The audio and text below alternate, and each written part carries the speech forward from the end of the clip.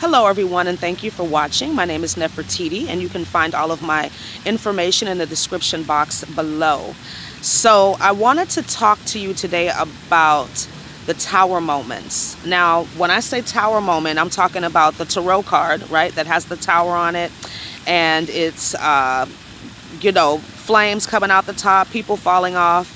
And a lot of us are going through that right now as light workers. We're seeing our life, the life that we knew, just completely dissolve, out of our control. And it's really, really hard. It's very challenging. Just to let you know what's going on in my own life. Me and my 2-year-old son are actually homeless right now. And my car just broke down this morning. I also just found out that my son is on the autism spectrum. And I have really no support. I've been staying with my cousin, sleeping on her couch in her studio apartment until I can figure things out. But these are all situations that have occurred within this month of November, okay? Just tower moment after tower moment, things just falling to pieces. And I was walking down the street, just kind of trying to get out of this funk. And I was listening to a story that a Buddhist monk was telling, and it was very interesting, so I'm going to paraphrase it for you. He says that a man is walking through the wilderness, and all of a sudden he starts getting chased by a tiger. Now, we all know tigers can run a lot faster than us, right? So that's a problem. So he's running after this tiger, and he sees a hole in the ground, a pit. So he decides to jump into the pit, thinking that he would be safe from the tiger. But he ends up landing on an 8-foot black mamba snake, okay? Venomous snake, very dangerous. So now, not only does he have the tiger up above circling this pit, he's also in the pit with the snake. So once he realizes the snake is there, he backs up against the wall and grabs onto a vine or a branch that's kind of jutting out to lift himself up. Just as he grabs the branch, 2 little mice come along and start gnawing at the branch, okay? He's got problems all around, right? His support system, that branch, is being gnawed away by the mice, and then he's got the mamba snake in the hole with him, and he's got the tiger circling up above. Just when he thought things could not get any worse, the tiger, as he's circling above the pit, is bumping up against this tree, which has a beehive in it. The beehive starts to move back and forth, but the bees don't come out. Instead, what happens is honey starts to drip down into the pit. So as this man is dying, he notices the honey dripping down and sticks out his tongue and allows himself to taste the honey because he thinks he's gonna die. And that's where the story could end, right? And the moral of the story with this particular ending is that no matter how bad things get, there's always some sweetness. Always, there's some sweetness in life. Now, to continue on and give this story an ending, because we all like conclusions, right? What ends up happening is the tiger slips in the honey and falls into the pit, crushing the snake and breaking his neck. Not only does the tiger die and the snake die, he's able to climb up on their bodies to get out of the pit, right? And the beehive, once he gets to the top, has fallen to the ground and all the bees have left. So now, not only is he out of the pit, not only are the snake and the tiger dead, he has honey to sustain him for the rest of his journey. So there's a lot of interesting things with this story, but the one thing that stood out to me the most is that things pass. Problems, situations, trouble don't last always. Anything that's going on in your life right now, this too shall pass. That's not like some arbitrary thing. It's literally truth, right? We are going to get past whatever it is we're going through. Now, as we're in this tower moment, there are lessons that we could learn. It's not always easy. Like for me, I have to allow myself emotional release before I can get any type of clarity. Really before I can even pray and ask for help. Because I feel like when I'm emotional and I'm asking for assistance, I'm asking for guidance, I'm asking from a place of lack, of not having faith, of being insecure. So before I ask for anything, especially when I'm in a crisis, I allow myself some time for emotional release so that I can get the fear and the tension and the anger out. Then I can ask, okay, what do I need to do next? What is it that I need to know?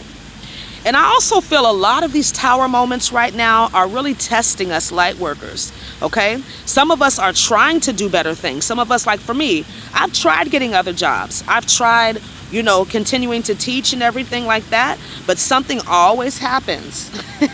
And I'm always, in a situation where I either can't get there or there's some schedule conflicts because I do have a 2-year-old. And I'll end up seeing synchronicities that say, start your spiritually based business, continue on your spiritually based path, continue to further your education when it comes to these things. And you're just like, yes, but, and even when I said in my other video, be careful of the yes buts. We've got to be careful of those within ourselves too. But, looking around at your current situation, you automatically, especially when you're going through a challenge, you think about practical things like, oh, I can just go get a job, which is true for some people. But if you have a mission and you have a purpose, it's going to be difficult, challenging, especially when you're a way shower, okay? Because this is your path and you've got to make it work. You've got to make it work. How you do that? You have to trust your guidance. You have to constantly ask for guidance. And you have to stay faithful, even in the darkest times. And I'm in a very dark time right now. I mean, if you follow astrology, I'm a Sagittarius. And if we have any Sagittariuses watching, you have been through unadulterated fucking hell over the past maybe 2 or 3 years, where things just have happened, just random shit, and you're just like, what in the world is going on?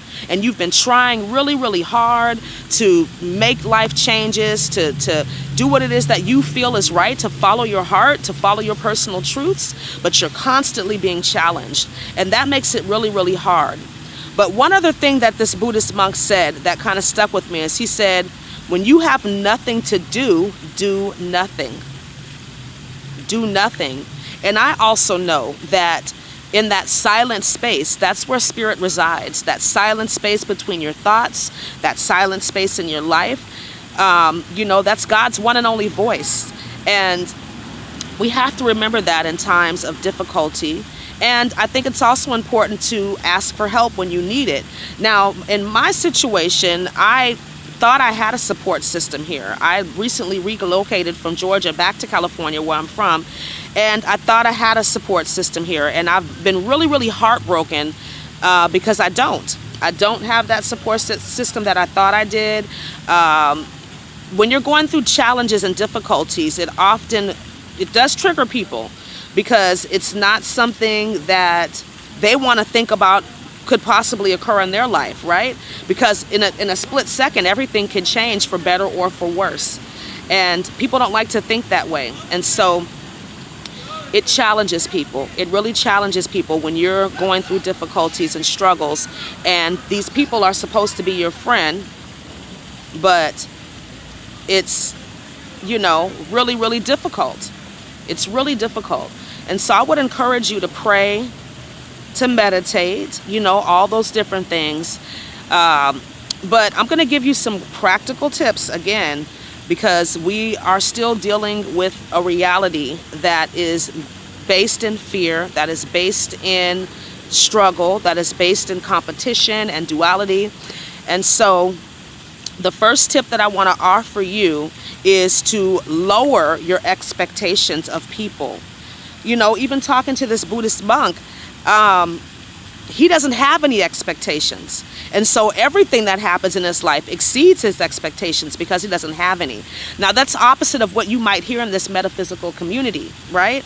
To, think only positive thoughts, to focus on only the love and the light, and to have all these high expectations. But the reality is, we do not always get what we want. We get what we need, but we don't always get what we want, okay? So I'm just really sick and tired of hearing that BS about focusing on love and light, keep your thoughts positive. You're not going to do that 100% of the time. You know, I love Rhonda Byrne's book, The Power.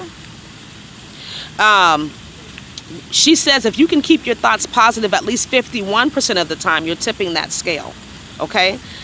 But to think that you can just deny the darkness, to think that you can just deny your negative thoughts, and to, you know, have this Pollyannish kind of view of the world, you are going to be sorely disappointed. Especially as a light worker, we need to be able to see the light and the dark, because we have to call the darkness back into the light. And that often happens through triggering other people. And it happens through your own challenging life circumstances, okay? So I'll give you one other tip, and that's to take care of yourself. I've said this in other videos, to take care of your body, make sure that you're getting enough sleep. You know, it doesn't matter what's going on externally. You still have the responsibility of taking care of yourself and of maintaining your light. Because if you're going through a lot of difficulties and challenges like I am, it's ultimately a test. Right? Don't fall into that either. You know, oh, you know, the universe doesn't test you. God doesn't test you. He loves you. The universe loves you. That is true. But you get tested. You do get tested. You're tried by fire. Okay? Tried by fire, which means it's painful. Nobody ever said this journey would be easy. It'll be worth it one day, hopefully. No, it will be. But it's not going to be easy, right? And we have to let that go. Not everything is going to be handed to you. There's still a lot of work to do. Building takes work, but it also requires us to be honest with ourselves, to be honest with the people around us. There's no more putting on a mask and being fake, right? You have to be truthful with other people and honest about your situation and what's going on, even if it triggers them, even if it challenges them. And guess what? Either that person will remain in your life or they'll have to leave. If they can't handle, you know, if they can't take the heat, get out the kitchen. I can't tell you how many people have backed away from me since I've been going through this ascension process, this challenge, because they don't believe in me. They don't believe in this process. They want to stay in that 3D reality, that, you know, of religion, of structures, of, you know, you go to work, you get a job, you pay bills, and then you die. That's not living. That is existing. Okay? And why the hell would I have acquired all of this knowledge, helped as many people as I have, to fall back into the rat race, the 3D reality? And I'm not saying that if you have a regular job or whatever, that is, you know, not where you're supposed to be. But I just want to put it in perspective. You know, we have to be mindful of that. That there are a lot of how can I put this? A lot of ways that we allow ourselves to stay stuck out of fear. And what we think we're doing is being responsible. What we think we're doing is, you know, I have to do what I have to do. And I don't think there's anything wrong with that if it's working for you. But for light workers right now, and for a lot of us, it's not, it's no longer working. It's no longer ringing true for us to just, you know, put our head down in the sand and do what we have to do every day because we've got to eat and, you know, these kind of things. Like, these things will be provided for us, but we have to trust and have faith and be open and honest with people about what it is that we need.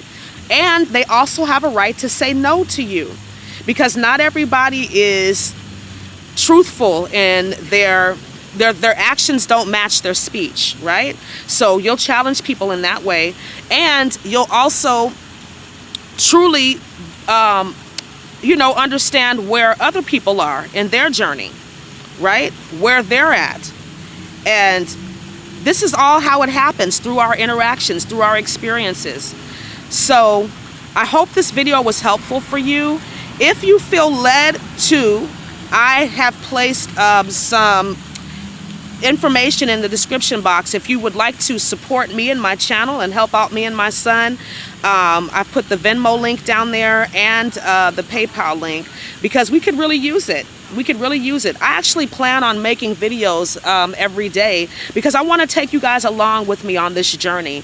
I feel like, you know, you guys really understand me. You understand what I'm going through, and you appreciate my teaching and coaching. But I really feel like the universe is asking me to help other people with the experiences that I'm going through. And yes, it's embarrassing. You know, I'm having to humble myself to make this video and to let you guys know like what's going on in my life, because I feel like I'm way more intelligent than what is actually occurring, right? I feel like I didn't necessarily put the energy out there to attract what's happening in my life. But on some level I did, and I have to admit that. And so it could be because I need to learn this lesson. It could be because I need to make these videos for you and to support you guys in your growth and to let you know that you're not alone and that we're all going through these challenges and difficulties as we purge old energy to accept more light. And we have to be the guiding force for people. You know, people are going to see us go through challenges and difficulties and struggles. And ultimately it's going to help them to know that, hey, we're here for you, you know, because I've been there. I've been there. I've been homeless. I've been a single mom, right? I have a son that's special needs. You know, I have family members that don't support me, that don't even talk to me anymore. So thank you so much for watching. I appreciate your love and support. And like I said, I'm trying to commit to doing videos every day because I want to take you guys along with me on this journey so that I can support you, you know, so that my experience can hopefully inspire other people to just keep going. Keep going. Yes, you're going to be tested. Yes, you're going to be challenged. Yes, you're going to have to cry, and cry a lot. I actually allow myself an hour a day to cry, to just cry.